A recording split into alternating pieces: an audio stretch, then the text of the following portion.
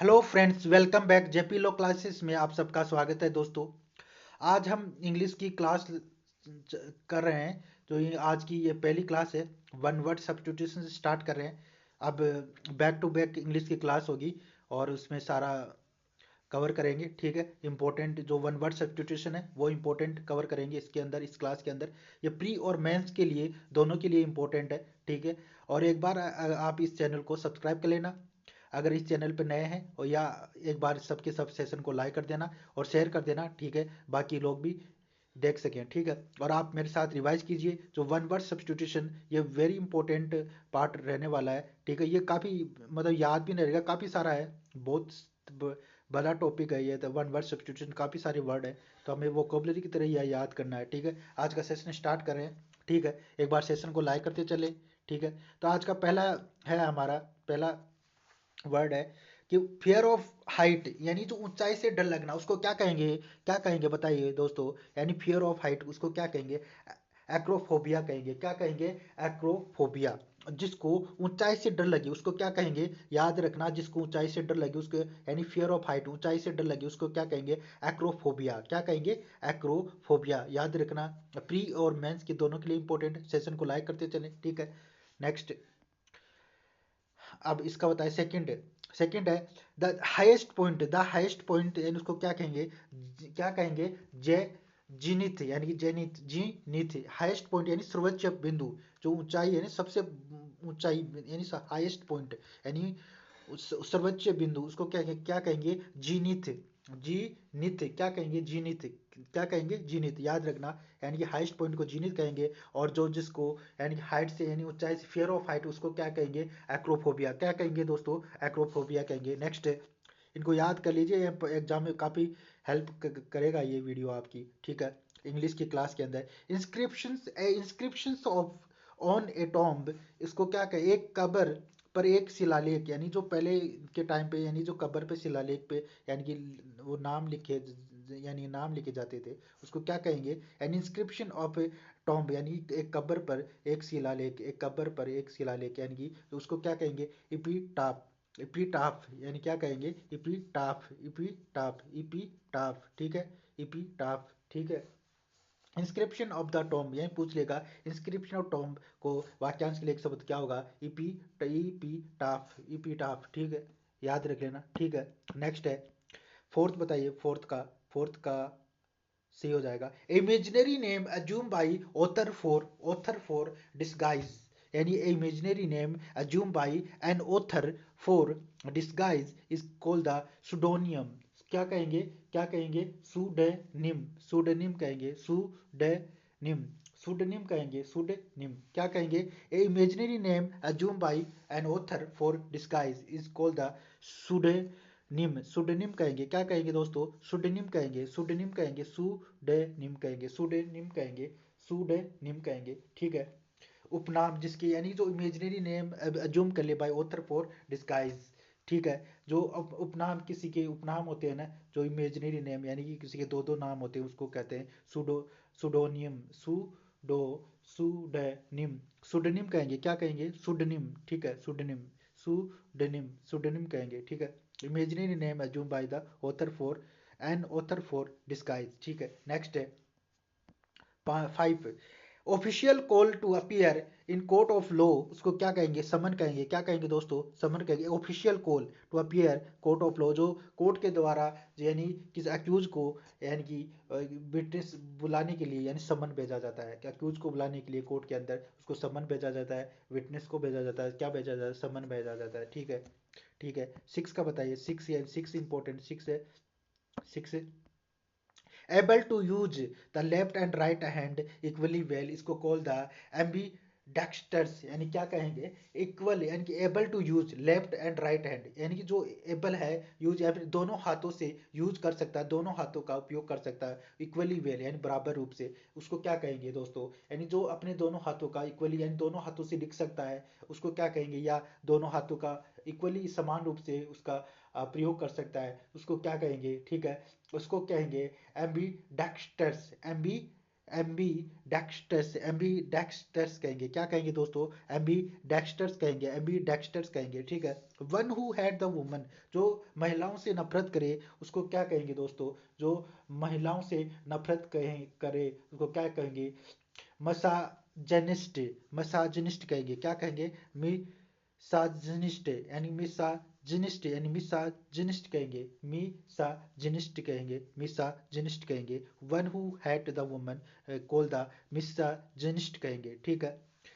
Next है 8 है the crew a cure a cure for all disease, a cure for all disease, इसको is called the panacea, panacea, एक cure for all disease यानी उसको कहेंगे पेनिसिया, क्या कहेंगे दोस्तों, पेनिसिया कहेंगे, ठीक है। पेनिसिया कहेंगे, पेनिसिया यानी जो सभी दवाओं जो दवाई होती है, मेडिसिन होती है, उनकी एक ही दवा, उसकी जो रामबाण दवा काम कर जाती है, यानी जो दवाई उसको कहेंगे पेनिसिया, ठीक है।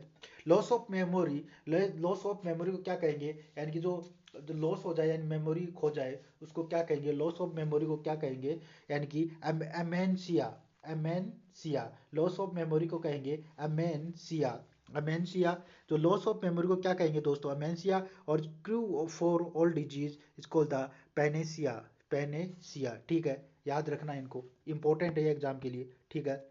ए person who love the Mankind यानी फिलेंथ्रोपिस्ट, जो मानव प्रेमी यानी जो सभी से प्यार करे, यानी ए person who love Mankind philanthropist, ठीक है। याद करते जाए मेरे साथ, ए person who love Mankind philanthropist call the philanthropist.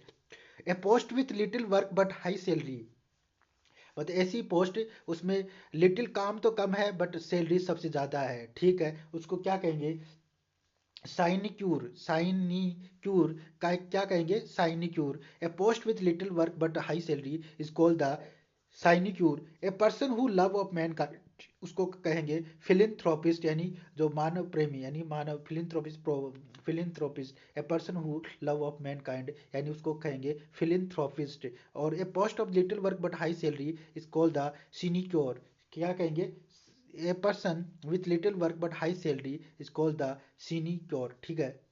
Next, allowance fixed after the divorce, allowance fixed after the divorce to a wife is called the alimony, क्या कहेंगे, alimony। allowance fix after divorce to a wife यानी कि जो after यानी पत्नी के बाद यानी पत्नी से तलाक होने के बाद में जो अलाउंस फिक्स किया जाता है, यानी उसको क्या कहेंगे, जो वाइफ को दिया जाता है एलिमनी कहेंगे, क्या कहेंगे, एलिमनी, यानी ठीक है। वाक्यांश के लिए एक शब्द है एलिमनी, ठीक है। नेक्स्ट है a fixed territory in which authority can be exercised is called the jurisdiction, जो क्षेत्राधिकार होता है, ये जो टेरिटरी क्षेत्र यानी कि जो डिसाइड कर दिया जाता है, जैसे कि जब जैसे पुलिस स्टेशन का क्षेत्राधिकार डिसाइड कर दिया, कोर्ट का क्षेत्राधिकार डिसाइड कर, इस कोर्ट की वहां तक की पावर है, ठीक है। A fix territory in which authority can be exercised is called the jurisdiction, क्या कहेंगे, जुरिडिक्शन, क्षेत्राधिकार, ठीक है। नेक्स्ट है one who eats human flesh, one who eat human flesh called the cannibal, क्या कहेंगे, कैनिबल, क्या नरभक्षक यानी कि नरभक्षक, क्या कहेंगे, cannibal.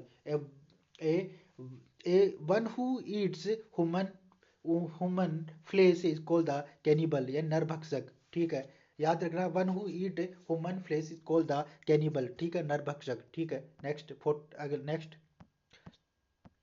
the instrument which record earth and tremor, a instrument which record earth and tremor is called the seismograph, called the seismo यानी भूकंप को मापने का जो यंत्र होता है ना उसको कहते हैं seismograph। Instrument which record earth and tremor यानी कॉल द सिस्मोग्राफ, क्या कहेंगे दोस्तों, सिस्मोग्राफ किसे कहेंगे, instrument which record earth and tremor, ठीक है। नेक्स्ट है स्पेशलाइज इन नोज डिजीज, उसको क्या कहेंगे दोस्तों, जो स्पेशलाइज यानी नोज नाक का जो नाक की जो बीमारी का जो स्पेशलाइज यानी विशेषज्ञ है उसको क्या कहेंगे, राइनोलॉजिस्ट, राइनो राही राही राइनोलॉजिस्ट, राइनोलॉजिस्ट, राइनोलॉजिस्ट, राइनोलॉजिस्ट कहेंगे। Specialization, specialize in the nose of disease, rhinologist कहेंगे। क्या कहेंगे? राइनोलॉजिस्ट। नेक्स्ट है बाउंड्री ऑफ एरिया, उसको क्या कहेंगे? जो बाउंड्री है किसी क्षेत्र का,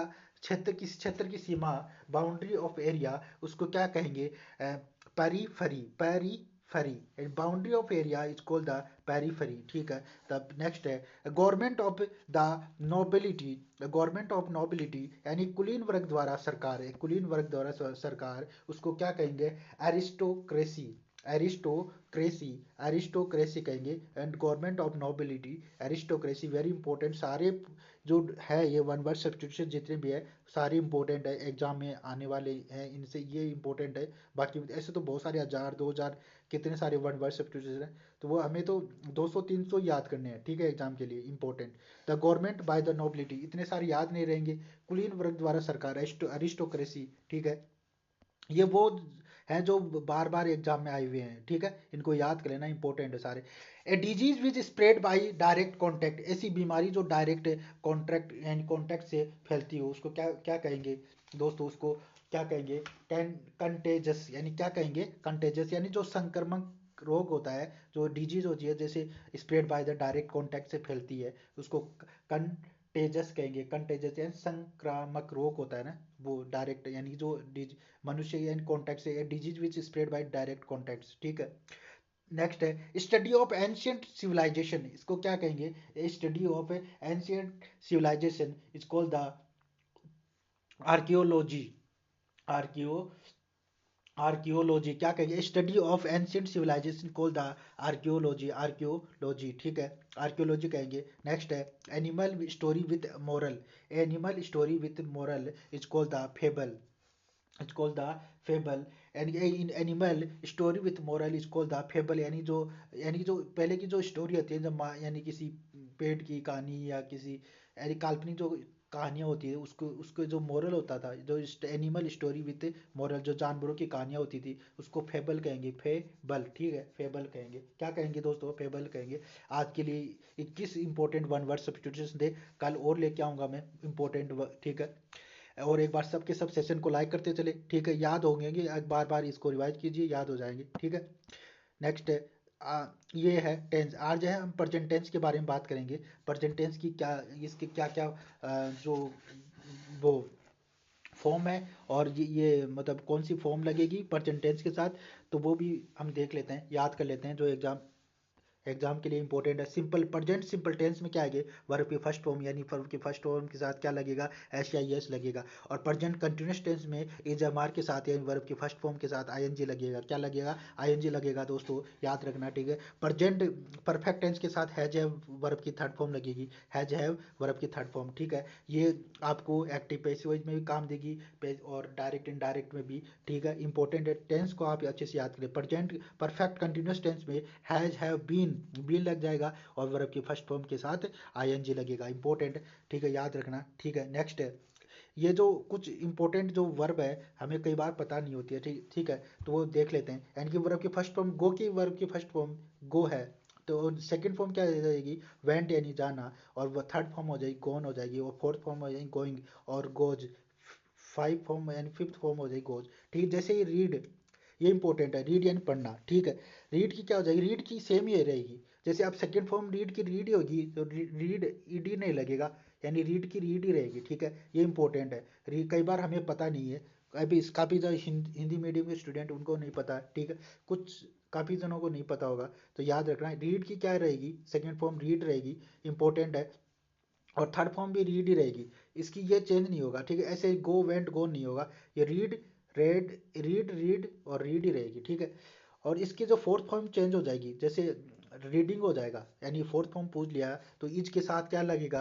यानी कि इज और एम और आर के साथ आईएनजी लग जाएगा, तो रीडिंग हो जाएगा। ठीक है, और रीड्स, और फोर्थ फॉर्म हो जाएगी रीड्स, यानी कि ये ही सी इट नेम के साथ लगेगा, यानी रीड्स। ठीक है, ठीक है, एस लग जाएगा, रीड्स हो जाएगा। ठीक है, नेक्स्ट, आज के लिए इतना ही था मेरी साइड से। ये important word, one word substitution था, और प्रेजेंट टेंस का हमने कराया था कल। हम डायरेक्ट इनडायरेक्ट और एक्टिव वॉइस, पैसिव वॉइस और वन वर्ड सब्स्टिट्यूशन के इंपॉर्टेंट सारे कवर कराएंगे। 200-300 वर्ड में आपको कवर करा दूंगा, ठीक है, इंपॉर्टेंट याद करा दूंगा।